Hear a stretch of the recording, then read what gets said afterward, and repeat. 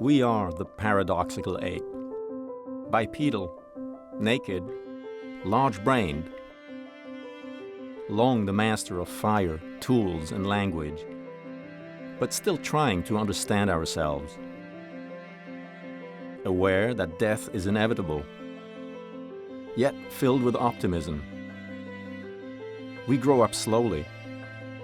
We hand down knowledge. We empathize and deceive. We shape the future from our shared understanding of the past. CARTA brings together experts from diverse disciplines to exchange insights on who we are and how we got here.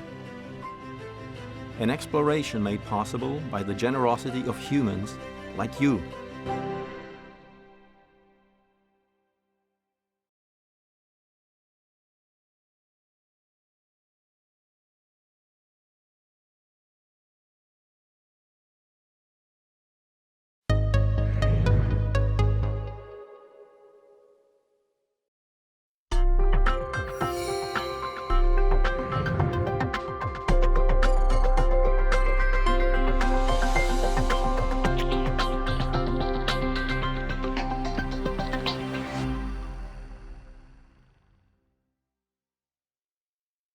Thank you all for joining me for this discussion. We're going to talk today about psychedelic drugs.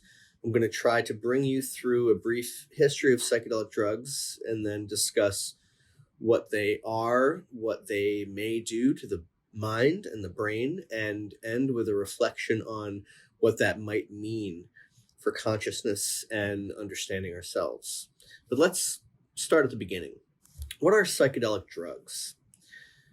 The word psychedelic can be defined in lots of different ways. One definition is of or noting a mental state characterized by a profound sense of intensified sensory perception, sometimes accompanied by severe perceptual distortion and hallucinations, and by extreme feelings of either euphoria or despair.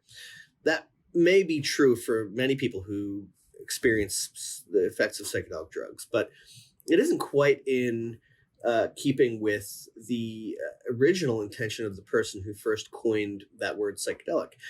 The word psychedelic was first coined by Humphrey Osmond, who was an English psychiatrist who was expatriated to Canada and who, along with Abraham Hoffer, was one of the first people to give LSD to patients diagnosed with alcoholism and one of the first to administer LSD within a clinical setting.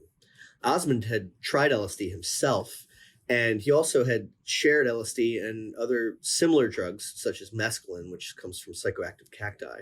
Osmond notably shared mescaline with Aldous Huxley, who's a famous novelist and philosopher who then went on to pen The Doors of Perception based on his experiences with psychedelic drugs.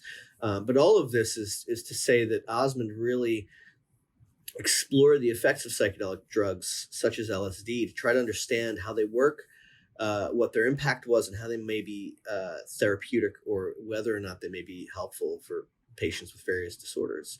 And he coined this word psychedelic, which has interesting roots in etymology. It's based on the root psyche, meaning mind, and also delos, meaning manifest.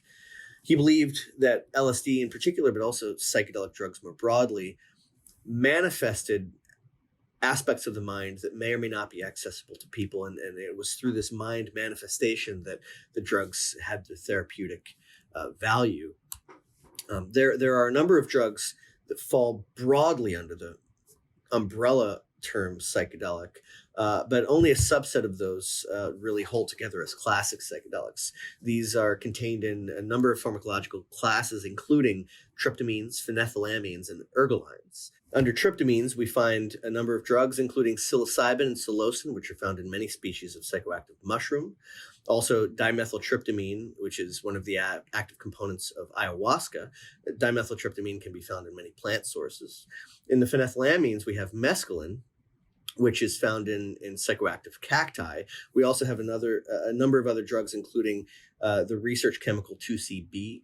And under ergolines, we have the infamous lysergic acid diethylamide, or LSD. Also, some more naturally occurring ergolines, such as lysergic acid amide, or LSA, which has many plant sources. All of these drugs are, unfortunately, share the characteristic of being a Schedule 1 compound, which means they're heavily controlled drugs. But they also share the property of being serotonin 2A receptor agonists. And throughout many decades of research, we now believe that this serotonin 2A receptor partial agonism is responsible for all of the things that we attribute to psychedelic drugs. From a brief historical perspective, there's anthropological evidence of ceremonial consumption of hallucinogenic plants and fungal matter in the past few centuries. And there's also speculation that ceremonial use of similar psychoactive compounds may date back many thousand years. Some of this evidenced by artifacts or cave drawings. One cave drawing attributed to psychedelic use in spiritual or quasi-religious ceremonial contexts is the mushroom man. This is a humanoid figure upon which is growing from almost every surface what look like mushroom-like figures. Mushrooms of the Psilocybin genus are found on all continents, and the ceremonial use of psilocybin-containing mushrooms by indigenous tribes in Mexico can be traced back at least to the 15th century.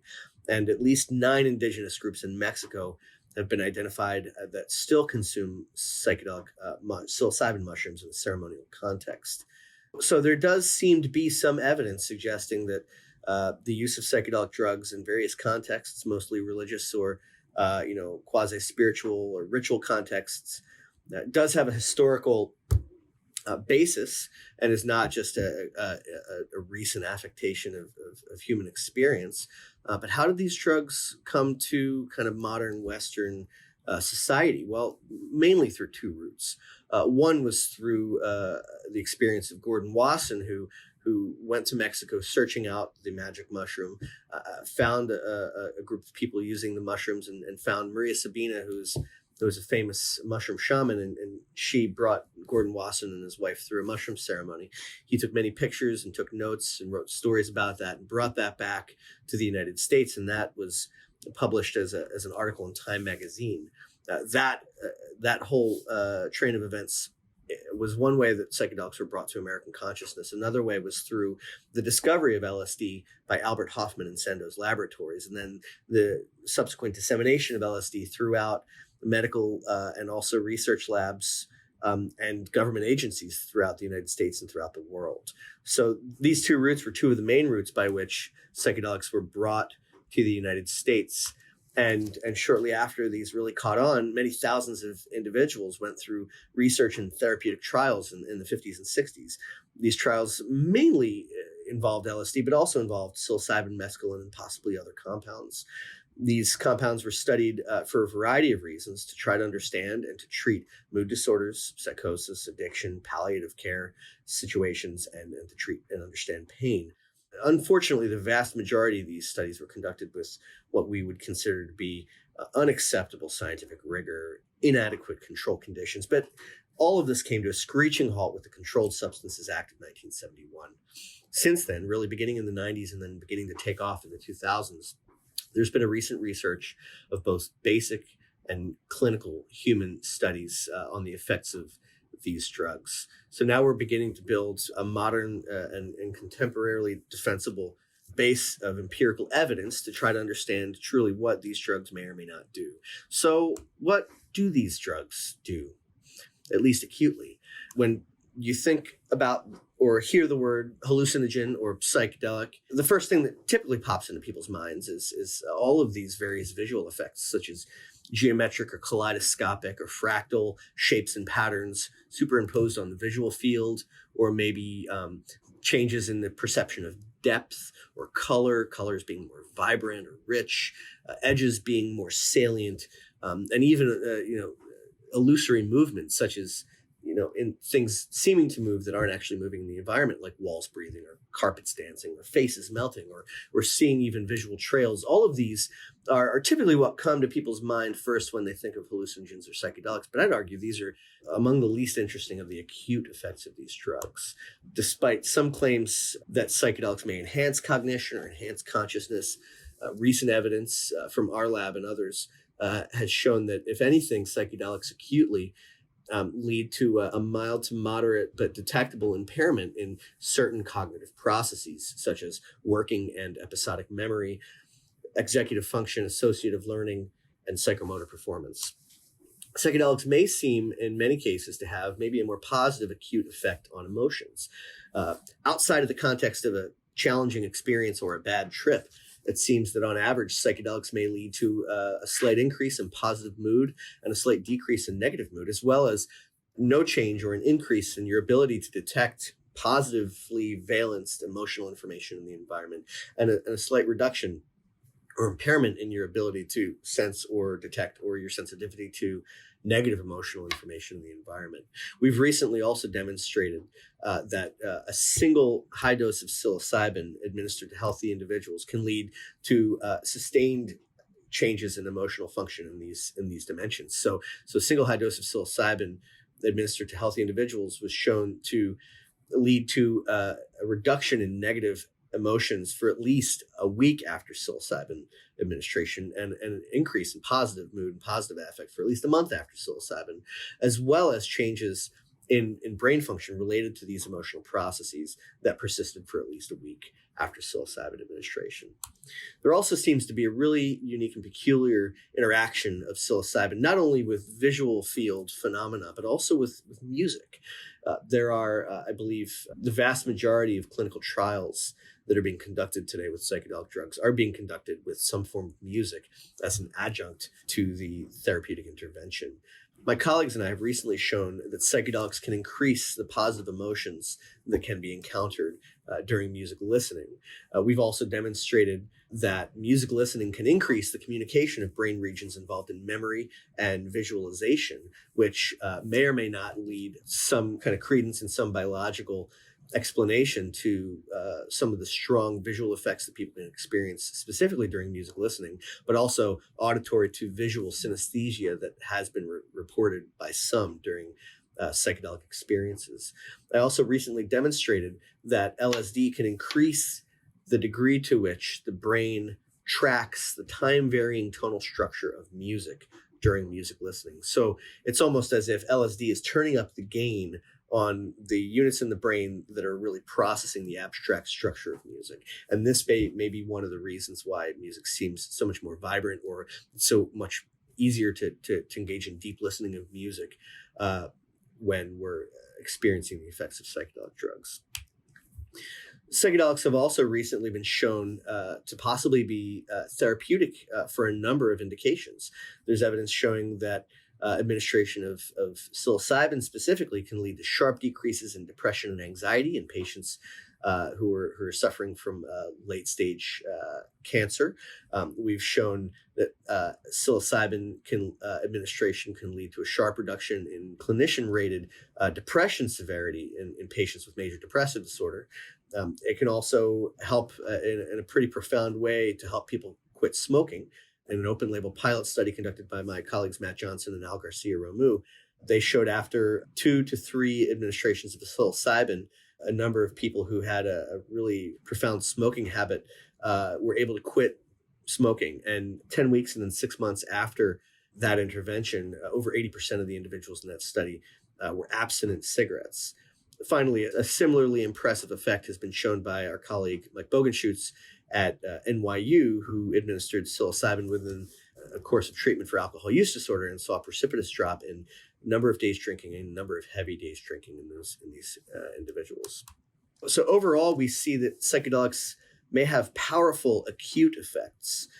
They may also have the potential for powerful therapeutic effects, and psilocybin therapy and psychedelic therapy more broadly may lead to an abrupt and profound restructuring of behavioral, cognitive, and emotional states. It can really potentially allow patients access to a broadened behavioral repertoire to help them recover from seemingly wide variety of illnesses. But a natural question then arises, well, how might psychedelics do all these things? What might the mechanisms underlying these changes be?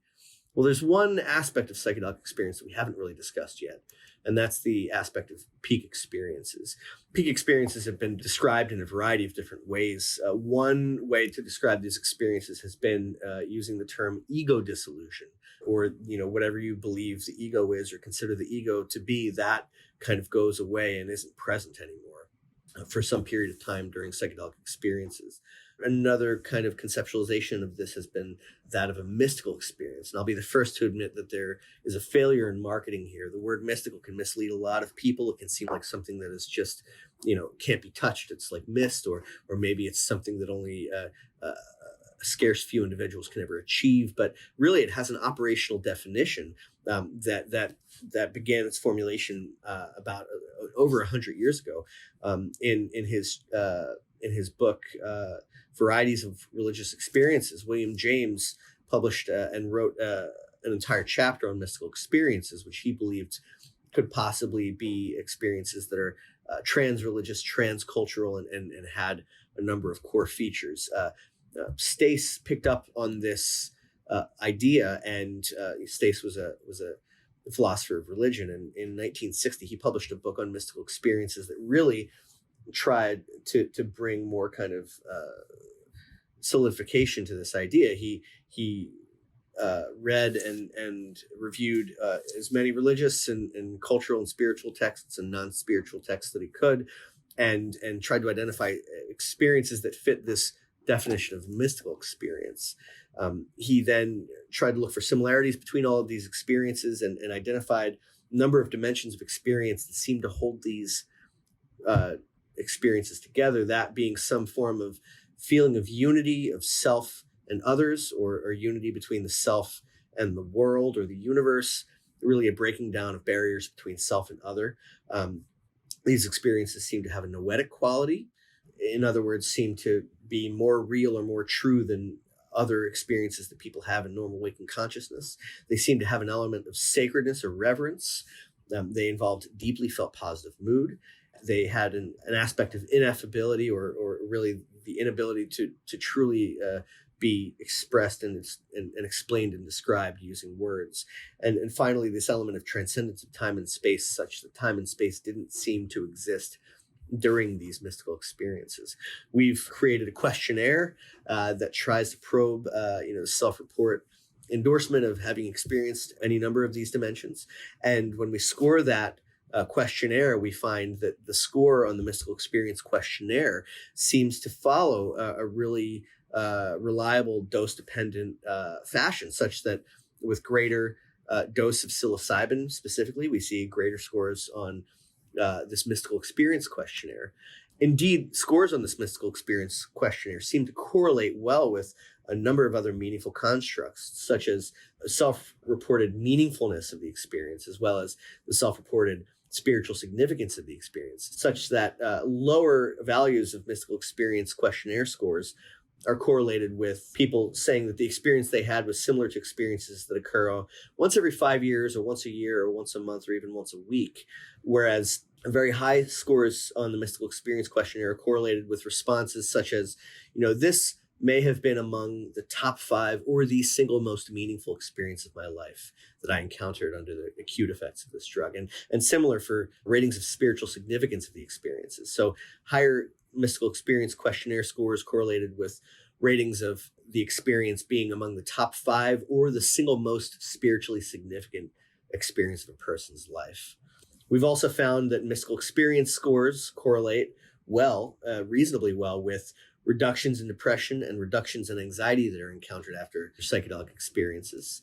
And my colleagues have found that greater mystical experience scores were correlated with reduction in craving, an increase in confidence to abstain, and a decrease in the temptation to smoke when trying to treat smokers with psychedelics, specifically psilocybin.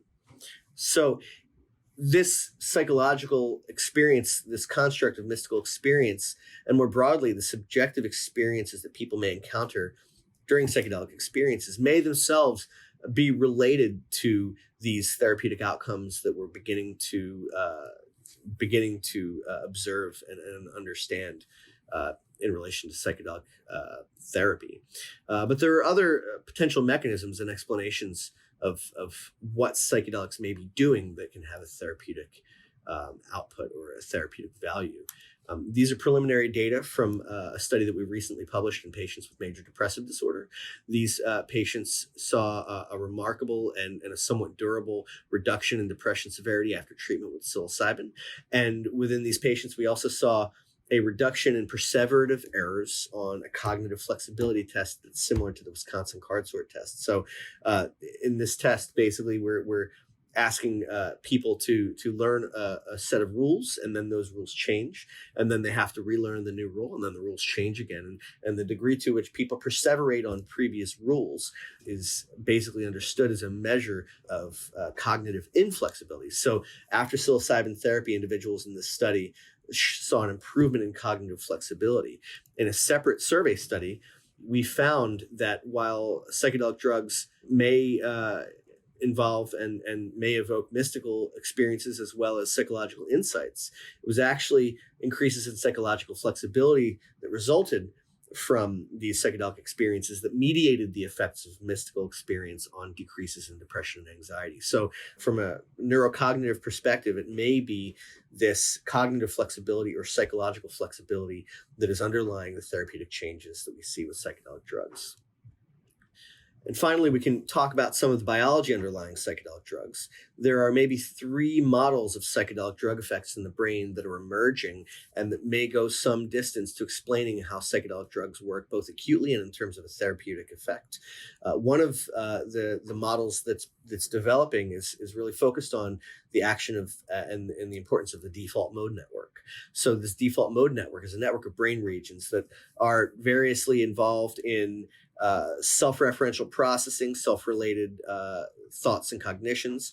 One of the brain regions, the posterior cingulate, it can often be found to be active when people are asking questions such as, does this adjective describe me? Or is this face mine or not?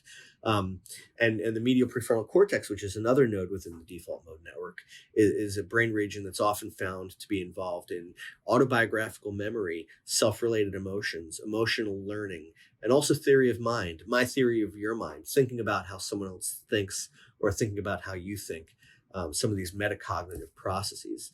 And these are brain regions that have been variably shown to be turned off during the effects of psychedelic drugs. And in particular, our colleagues in London have shown a number of times that activity and connectivity within brain regions within the default mode network is actually correlated with ego dissolution, such that the greater the ego dissolution, the more these things are turned down. And the idea here, roughly speaking, is that there may be kind of disorganization or some kind of interruption of brain regions that are involved in self-referential processing that accompany these ego dissolutive experiences. If you can expand your understanding of ego dissolution and mystical experiences to encompass spiritual experiences, there have also been studies demonstrating a correlation between increase of this spiritual experience or mystical experience and decrease in synchrony of brain regions involved in the default mode network. There's another model altogether that involves the regulation of sensory information through the thalamus that has been proposed to underlie some of the effects of psychedelic drugs. And some evidence has been shown that, in fact, this may be the case. So Katrin Preller, over the past couple of years, has shown some really nice evidence that the connectivity of the thalamus to other brain regions changes with LSD, and specifically thalamic connectivity to sensory motor regions and primary sensory regions increases, whereas thalamic connectivity to transmodal regions may decrease. What this is suggesting is that psychedelics may disrupt the action of the thalamus in kind of filtering sensory information that is going to higher cognitive areas. And this disruption may lead to a flooding of the cortex of sensory information that then leads to all of the effects that we believe we understand during the acute effects of psychedelic drugs. Finally, one more theory that is beginning to evolve is a theory related to a brain structure called the claustrum. The claustrum is a really thin strip of gray matter tucked neatly between the internal capsule and the putamen within the brain. It's a unique region insofar as it has reciprocal connections to nearly all areas of cortex. Because of this really dense interconnectivity of the claustrum with everything else, some have hypothesized that this brain structure may play a key role in sustaining consciousness, such that Francis Crick, in his final scientific work, co-authored a paper with Christoph Koch in which they hypothesized that Claustrum was actually the seat of consciousness, or that it orchestrated consciousness. If we were to think of a brain region that could stitch together multisensory information as well as higher cognitive processes in a seamless percept that would then become the awareness that we all can experience. And this would be the ideal structure to do that. It's perfectly positioned to do that. More recent studies have shown that this may not be the case, at least not in the way that Crick and Koch originally conceived. But this is still a very interesting structure to us specifically because it is one of the brain regions that has the highest expression of serotonin 2A receptors. And these, again, are the target receptors of classic psychedelic drugs. It also has a dense expression of kappa opioid receptors, which are the targets of a couple of atypical hallucinogen drugs such as salvinorin A. And it may be deeply involved in response and especially changes in the prefrontal cortex that accompany administration of psychedelic drugs. Recently, we developed some methods to try to measure the activity and the connectivity of this brain region in humans.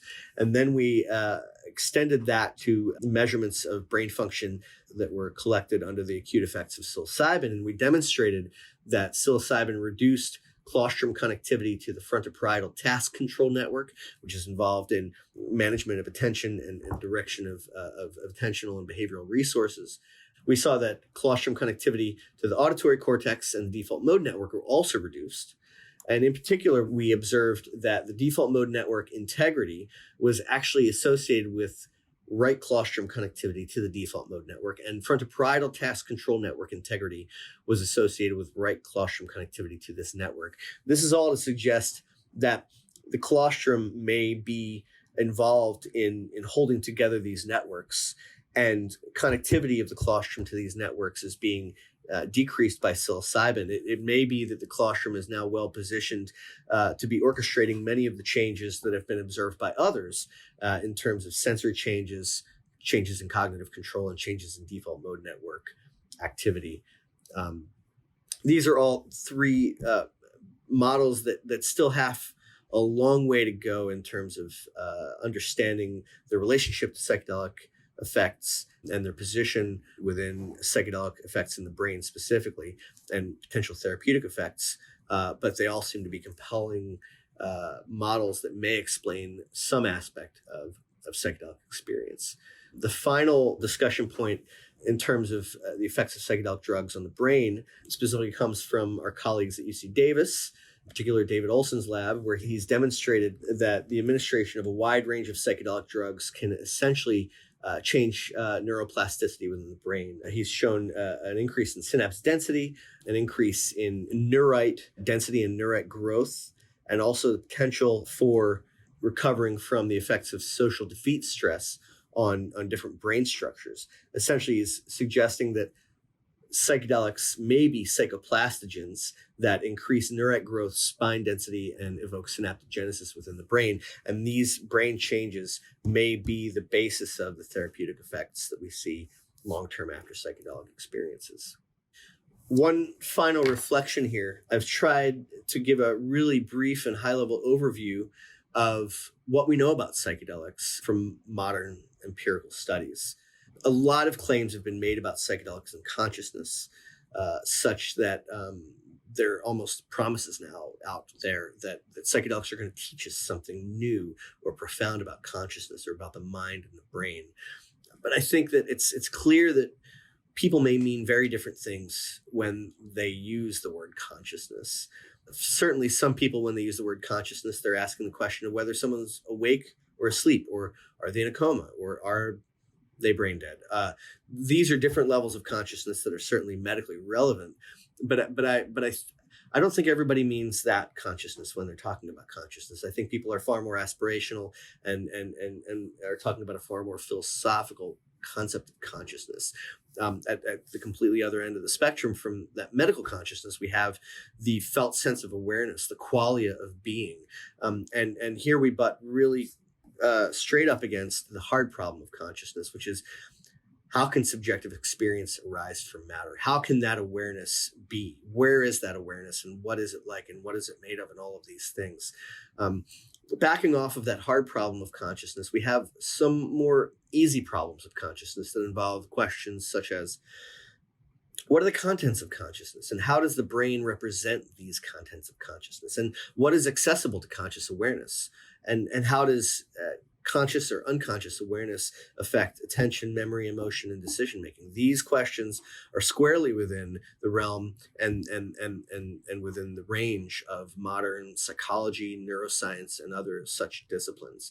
I would argue that psychedelics may help us to deepen our understanding of aspects of consciousness within the scope of the easy problem.